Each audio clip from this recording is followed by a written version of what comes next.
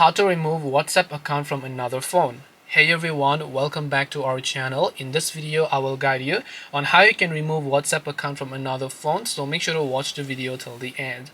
In order to remove WhatsApp account from another phone, all you have to do is go ahead and then first of all launch WhatsApp. And if you think your WhatsApp account is also logged in, maybe you logged in on a computer or maybe on another device or your siblings account or devices, and you want to now log out of those devices, you can open WhatsApp on your primary device. Then you can tap the three dots option from the top right hand side. Then one of the options you'll find here is the linked devices option. So just tap the linked devices option over here, and once you tap on linked devices option, you should be able to see all this where you'll find the list of devices that are currently linked to WhatsApp. So if you want to remove a certain device that maybe you recognize or don't recognize, you can select that, tap the logout option, and your WhatsApp will get removed from those devices. This way you can remove WhatsApp account from another phone. Hope this video was very helpful. If you have any questions, feel free to leave them down. Thank you for watching till the end, and see you soon in the next video.